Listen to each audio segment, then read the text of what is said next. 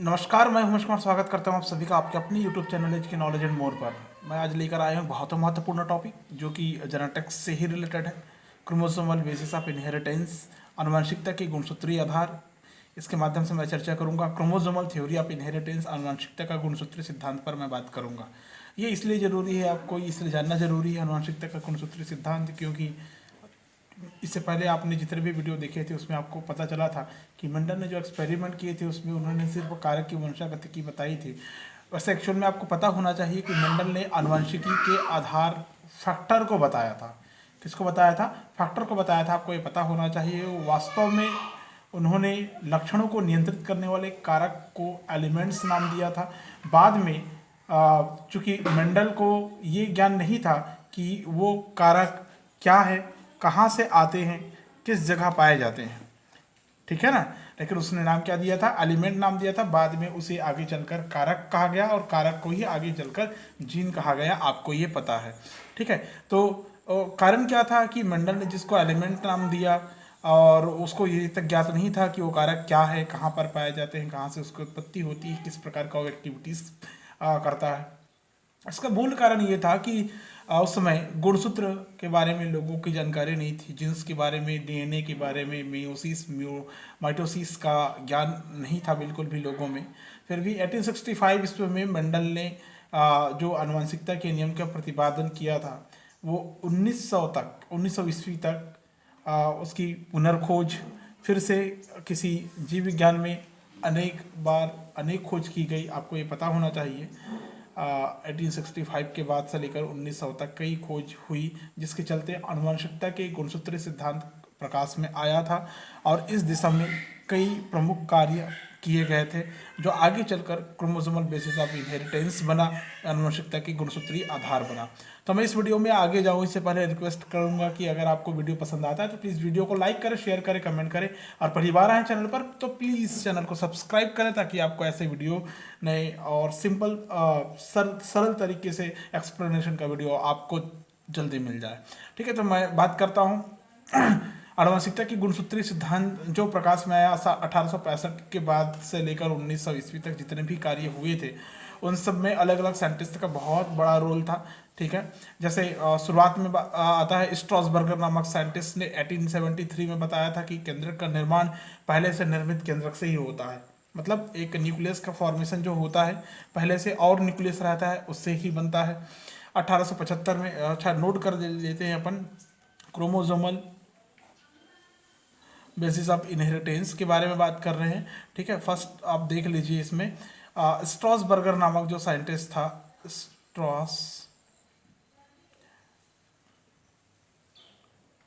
स्ट्रॉसबर्गर नामक साइंटिस्ट ने 1873 में बताया था, सॉरी 1873 में बताया था कि जो न्यूक्लियस होता है इसका फॉर्मेशन किसी पूर्व या प्रीमिटिव न्यूक्लियस से ही होता है। प्रीमिटिव न्यूक्लियस से ही इसका फॉर्मेशन होता है, ठीक है। प्रीमिटिव न्यूक्लियस से ही न्यूक्लियस का फॉर्मेशन होता है, ऐसा स्ट्रॉसबर्गर नामक साइंटिस्ट ने बताया था। बाद में स्ट्रॉसबर्गर ने ही गुणसूत्र की खोज की थी, आपको पता होना चाहिए। 1875 में स्ट्रॉसबर्गर नामक साइंटिस्ट ने, इसी साइंटिस्ट ने, स्ट्रॉसबर्गर नामक साइंटिस्ट ने 1875 के आसपास गुणसूत्र की खोज की थी। क्रोमोसोम्स को डिस्कवर किया था, ये आपको पता होना चाहिए। कभी कभी एग्जाम में पूछ दिया जाता है। जिसका नामकरण बाद में नामकरण की अगर नामकरण की बात करें तो ये 1888 ईस्वी में वाल्डियर के द्वारा किया गया था। किसके द्वारा? वाल्डियर के द्वारा किया गया था, ये आपको पता होना चाहिए 1888 में। क्लियर है? खोज किसने किया था? स्ट्रॉसबर्गर नामक साइंटिस्ट ने 1875 में, ठीक है। और इसका नॉमिनेट किसने किया था, नामकरण किसने किया था? 1888 में वाल्डियर के द्वारा किया गया था। नेक्स्ट इसमें आता है 1887 में, 1887 में जो वान बेडन नामक जो साइंटिस्ट थे, इसने बताया था कि हर जीव में गुणसूत्र की संख्या निश्चित होती है। मतलब इन्होंने क्या बताया था? क्रोमोसोम्स नंबर के बारे में बताया था कि ये हर जीव में निश्चित होती है, डेफिनेट होती है। ठीक है, नेक्स्ट और आगे बात करते हैं तो बॉवेरी नामक साइंटिस्ट ने जो सटन बावेरी वाली जो परिकल्पना आप लोग पढ़ने को मिलता है ना, उसी का एक बावेरी का नाम यहाँ पर आ रहा है। बावेरी ने 1889 में ये बताया था कि जितने भी प्रकार के जेनेटिक क्वालिटीज़ या कैरेक्टर्स का प्रवाह है वो एक जनरेशन से दूसरे जनरेशन में केंद्रक के द्वारा होता है। मतलब जो हेरिडिटी होता है, हेरिडिटी अनुवांशिकता कहते हैं, वंशागतिकी या इनहेरिटेंस आप कहते हैं, ये किसके द्वारा होता है? न्यूक्लियस के द्वारा होता है। किसके द्वारा होता है? न्यूक्लियस के द्वारा होता है, ऐसा इन्होंने बताया था। और बात करते हैं तो बाद में आगे चलकर वाल्टर फ्लेमिंग नामक साइंटिस्ट ने 1892 में माइटोसिस डिवीज़न की क्रिया को विस्तार से समझाया था। ठीक है, माइटोसिस डिवीज़न को विस्तार से बताया था। आपको ये पता होना चाहिए, वाल्टर फ्लेमिंग नामक साइंटिस्ट ने माइटोसिस डिवीज़न को विस्तार से बताया था। कहने का मतलब इसका विस्तृत रूप से इन्होंने वर्णन किया था। इन्होंने ये भी बताया था कि जो मदर सेल्स होते हैं उसके जो क्रोमोसोम्स होते हैं वो लंबवत रूप से या लंबवत रूप से विभाजित होकर डॉटर सेल्स का फॉर्मेशन करती है। इन्होंने ही पूरे इस डिवीज़न के बारे में डिटेल स्टडी करवाया था और बताया था कि जो मदर सेल होते हैं, ठीक है, मदर सेल होते हैं, उसी से प्रोगेनी सेल का फॉर्मेशन होता है। प्रोगेनी सेल या क्या बोलते हैं इसको, प्रोगेनी डॉटर सेल का फॉर्मेशन होता है या निर्माण होता है। ठीक है, नेक्स्ट कंटेंट में आपको ये देखने को मिलेगा कि सबसे पहली बार बावेरी और ब्रावर नामक साइंटिस्ट ने, बावेरी एंड ब्रावर नामक साइंटिस्ट ने, किसने? ब्रावर नामक साइंटिस्ट ने 1887 एंड 1893 में एस्केरिस लुम्ब्रिकॉइड्स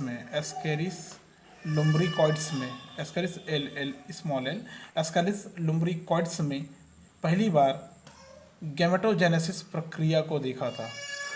गैमेटोजेनेसिस प्रक्रिया का अध्ययन किया था या वर्णन किया था या उसको देखा था, ये कह सकते हैं। बावेरी और ब्रावर ने पहली बार 1887 में, ये बावेरी ने 1887 में 1887 में और ब्रावर ने 1893 में एस्केरिस में पहली बार गैमेटोजेनेसिस, कहने का मतलब oogenesis और स्पर्मेटोजेनेसिस की जो प्रक्रिया है उसका उन्होंने अध्ययन किया था। गैमेटोजेनेसिस का अध्ययन किया था पहली बार एस्केरिस नामक एनिमल में। एस्केरिस लम्ब्रिकॉइड्स जो आता है, जिसको आप राउंड वर्म के नाम से जानते हैं, उसमें।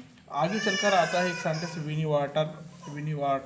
विनी वाटर नामक साइंटिस्ट ने 1900 ईस्वी में 1900 के ईयर में मियोसिस डिवीज़न का विस्तार से अध्ययन किया था और इन्होंने बताया था कि कैसे उसमें मैकेनिज्म होती है।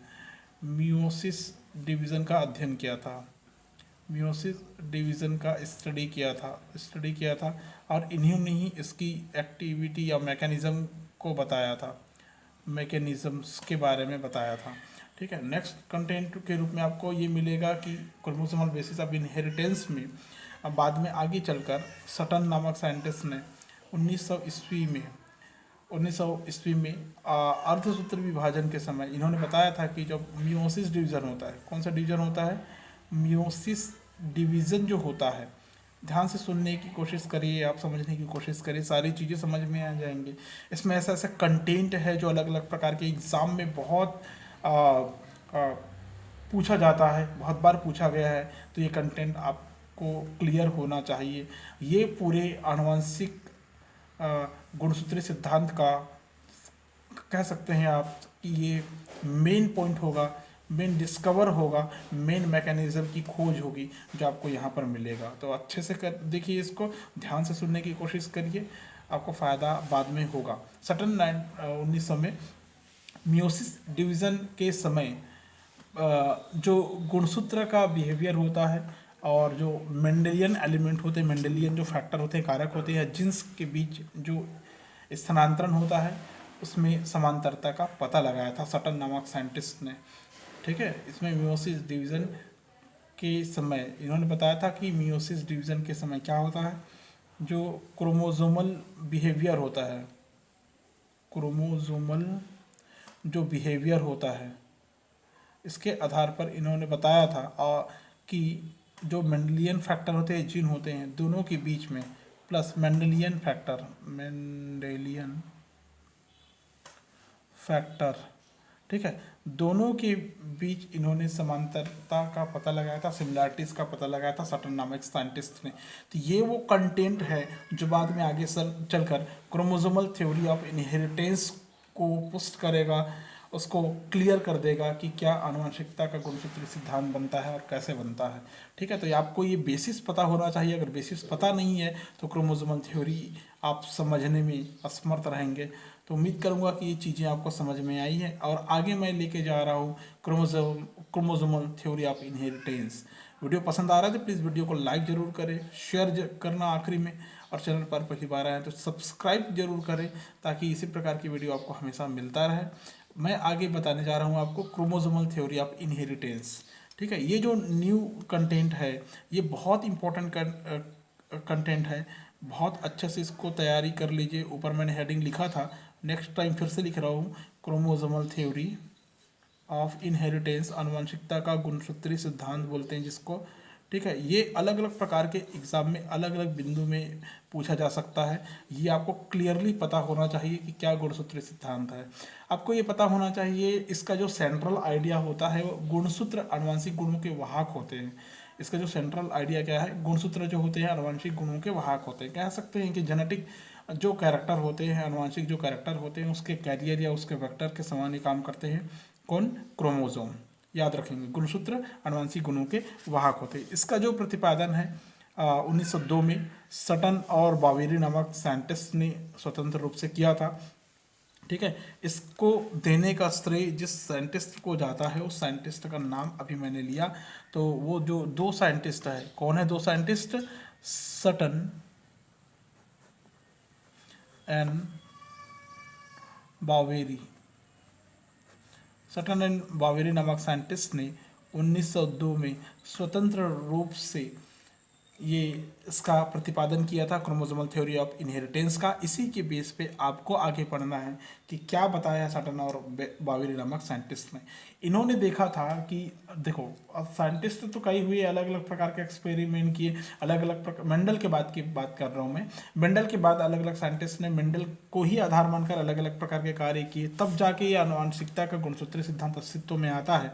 और सबसे बेहतर कार्य किया था सटन और बावेरी का। बावेरी के ऊपर आपने पढ़ा था कि आनुवंशिक गुणों की प्रवाह पीढ़ी दर पीढ़ी केंद्रक के द्वारा होती है, ऐसा बावेरी ने बताया था, ये मैंने लिखा है। उसके बाद सटन नामक जो साइंटिस्ट था 1900 में मियोसिस डिवीजन को समझाया था, जिसके कारण क्रोमोसोम का व्यवहार और मेंडेलियन फैक्टर के बीच में समानता पता चला था, एफिनिटीज पता चला था।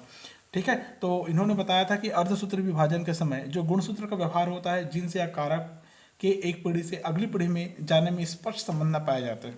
कहने का मतलब होता है कि अर्धसूत्री विभाजन के समय जो पेरेंट में पाई जाती है लक्षण या गुण, तो वही संतान में जाता है। सिंपल सरल शब्दों में मैंने आपसे कह दिया। युग्मकों के माध्यम से गुणसूत्र जनक से संतान में जाते हैं, आपको पता है। ठीक है, इस सिद्धांत का जो आखिरी में विस्तार किया था, आगे चलकर विस्तार किया था, उस के लिए कुछ वैज्ञानिक के नाम और आते हैं इसमें, ये नाम भी आपको पता होना चाहिए। ठीक है, जिन्होंने इस सिद्धांत को फिर से विस्तार दिया।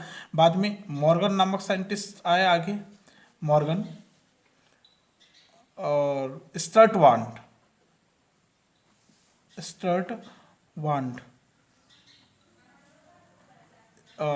क्या क्या स्टर्ट वांड एंड ब्रिज नामक साइंटिस्ट, ब्रिजेस बोलते हैं जिसको हम लोग, ब्रिजेस नामक साइंटिस्ट ने इसको फिर से विस्तारित रूप में प्रस्तुत करने का श्रेय जाता है।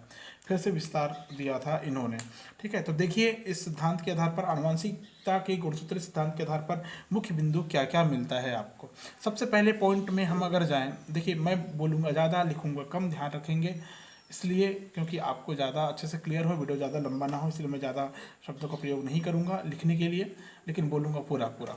समझ लीजिए आप लोग, गुण आनुवंशिकी के गुणसूत्री सिद्धांत के क्या क्या बिंदु है वो देखना। किन्हीं भी दो पीढ़ी के बीच में जो गैमेट्स होते हैं वो ब्रिज का कार्य करते हैं।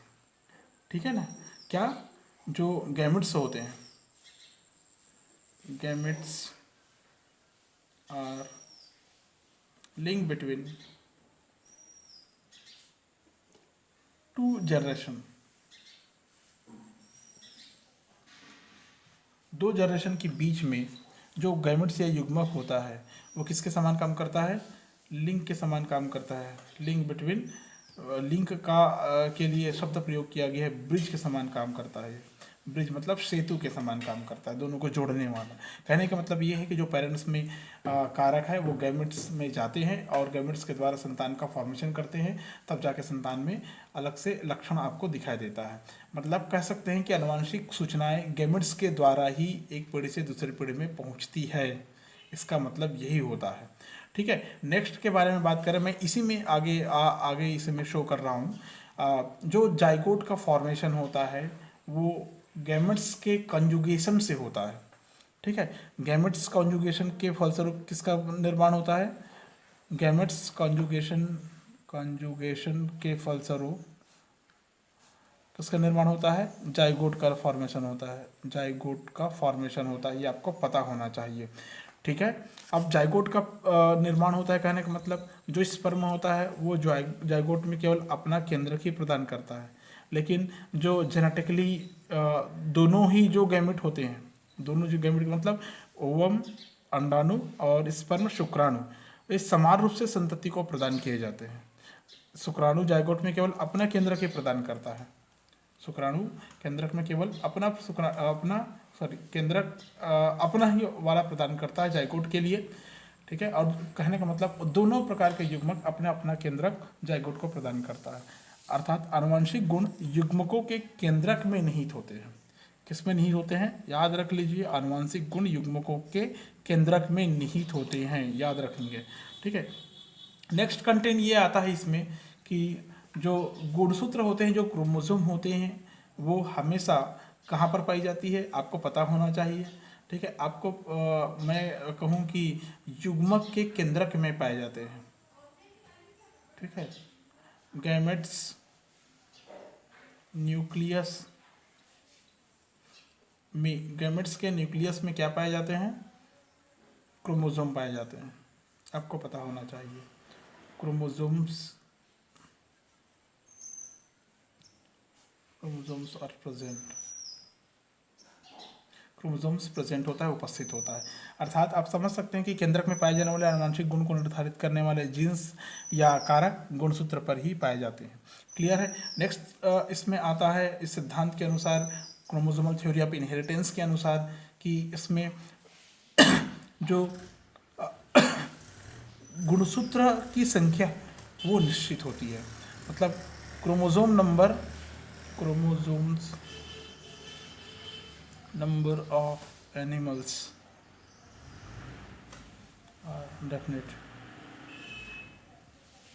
निश्चित होते हैं, याद रखना। गुणसूत्र की जो संख्या है वो निश्चित होते हैं।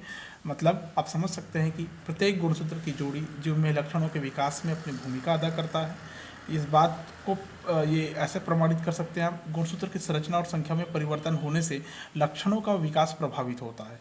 ठीक है ना, अगर गुणसूत्र की संरचना और संख्या परिवर्तित हो जाए तो जो लक्षण बनना चाहिए उसका विकास भी प्रभावित होती है कहीं ना कहीं। ठीक है, नेक्स्ट कंटेंट में जाते हैं हम लोग। नेक्स्ट कंटेंट में आपको क्या मिलता है?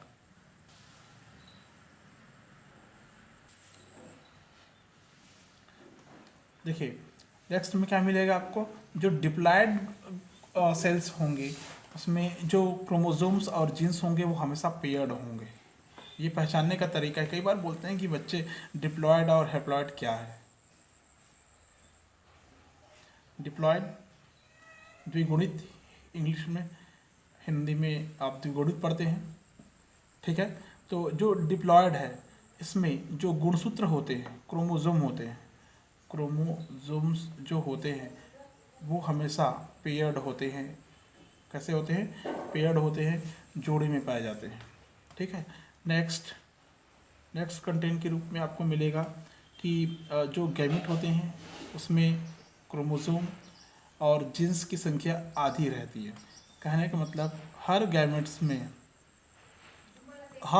में जो गुणसूत्र है, क्रोमोसोम्स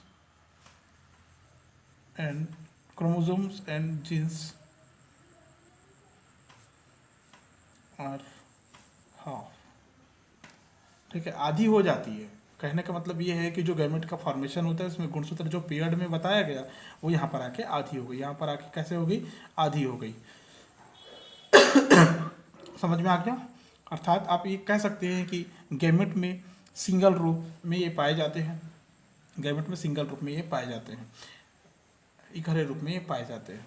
ठीक है। जो फर्टिलाइजेशन की क्रिया होती है, तो फर्टिलाइजेशन की क्रिया के पश्चात मेल और फीमेल गैमीट आपस में मिलकर कंजुगेट होते हैं, जाइगोट बनता है, क्रोमोसोम और जीन्स की जोड़ी पुनः स्थापित हो जाती है। यहाँ पर गैमेट में केवल आधे गुणसूत्र हैं, तो क्या होगा, जो फर्टिलाइजेशन की क्रिया होगी, फर्टिलाइजेशन की जो क्रिया होगी, इस फर्टिलाइजेशन की क्रिया में क्या होगा, male and female gamete conjugated हो जाएंगे, कॉन्जुगेट हो जाएंगे मतलब संलयित हो जाएंगे। दोनों को संलयित होने से क्या होगा, मेल से एक फैक्टर या जीन और फीमेल से एक फैक्टर या जीन आता है, दोनों के बीच में क्रॉस होता है तो फर्टिलाइजेशन होता है।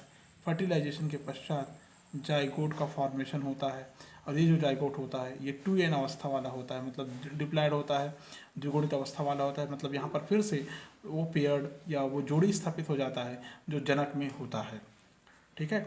नेक्स्ट कंटेंट के बारे में हम लोग आगे जाए तो आपको मिलता है, इसमें आपको कुछ इस प्रकार के कंटेंट देखने को मिलेंगे, जैसे जो जेनेटिक कैरेक्टर होते हैं गुणसूत्र के व्यवहार और प्रकार पर निर्भर हो जाती है। जीव में जितने भी प्रकार के आनुवंशिक लक्षण होंगे वो गुणसूत्र के व्यवहार और प्रकार पर निर्भर करेगा। जितने भी प्रकार के जेनेटिक कैरेक्टर है, genetic characters are based on, genetic characters are based on, किस में बेस्ड है, किस में आधारित रहता है, किस पर निर्भर रहता है, बेस्ड और डिपेंडेड ऑन, ऐसा कर सकते हैं आप, डिपेंडेड ऑन, किस में डिपेंड रहता है, अभी मैंने बताया क्रोमोसोमल बिहेवियर पर, क्रोमोसोमल बिहेवियर पर, गुणसूत्र के व्यवहार पर एंड उसके टाइप्स पर ये निर्भर करता है, प्रकार पर निर्भर करता है। नेक्स्ट कंटेंट में आपको मिलता है कि इसमें जो मियोसिस डिवीज़न होता है, मियोसिस डिवीज़न के समय क्रोमोसोम की जो पीरियड होती है वो फ्रीली एक पीढ़ी से दूसरी पीढ़ी में जाता है। कोई भी गुणसूत्र विभाजन के बाद बने किसी भी युग्मक में जा सकता है, उसमें ये डिसाइड नहीं रहता कि क्या किस में जाएगा, मतलब कोई भी गुणसूत्र विभाजन के बाद किस में जा सकता है। मतलब ये कह सकते हैं कि इसमें जो मियोसिस डिवीज़न होगा, मियोसिस डिवीज़न के पश्चात जो क्रोमोसोम होते हैं, गुणसूत्र होते हैं, वो फ्रीली इनहेरिटेंस हो जाएगा, वंशागत हो जाएगा किसमें, गैमेट में। ठीक है। इसके अलावा जो होमोलॉगस जो क्रोमोसोम्स होते हैं उनके बीच, उनके खंडों के बीच में जो ट्रांसफॉर्मेशन होता है, अदला बदली आदान प्रदान होता है, जिसके कारण युग्मक और उनके सेगमेंट से बने जाइगोट में जीन्स का स्वतंत्र अपयूहन सुनिश्चित होता है या इंडिपेंडेंट असॉर्टमेंट सुनिश्चित हो जाता है, जिसको आप अलग कंटेंट के रूप में पढ़ने को मिलेगा, जिसको बोलते हैं क्रॉसिंग ओवर या जीन विनिमय कहते हैं, वो आपको देखने को मिलेगा जो इस सिद्धांत पर कार्य करेगा। नेक्स्ट आता है इसमें जो चीज़ आपको देखने को मिलेगी, जीवों में अनेक जीवों में विशिष्ट प्रकार के क्रोमोसोम द्वारा लिंग का निर्धारण होता है। मतलब इसमें अक्सर एक्स एंड वाई गुणसूत्र की सहायता से लिंग का निर्धारण होता है। ये याद रखेंगे, ये आपको किसी वीडियो में ज़रूर मिलेगा, मेरे ही किसी वीडियो में बाद में आपको ये वीडियो प्रोवाइड करूँगा इसी चैप्टर से रिलेटेड, तो ये आपको देखने को मिल जाएगा लिंग का निर्धारण। ठीक है। तो आप समझ गए होंगे कि क्रोमोसोमल थ्योरी ऑफ इनहेरिटेंस में क्या क्या कंटेंट आता है, क्या क्या थ्योरी आता है। उम्मीद करता हूँ कि सारी चीज़ें आपको क्लियरली समझ में आया होगा। अच्छा लगा ये वीडियो तो प्लीज़ वीडियो को लाइक करें, शेयर करें, कमेंट करें। चैनल पर अगर पहली बार आए हैं तो प्लीज़ चैनल को सब्सक्राइब करना ना भूलें, ताकि नए और ऐसे ही शानदार वीडियो आपको मैं प्रोवाइड कर पाऊँ। ठीक है। आज के वीडियो में इतना ही, नेक्स्ट वीडियो फिर से लेके आऊँगा, तब तक के लिए थैंक यू सो मच।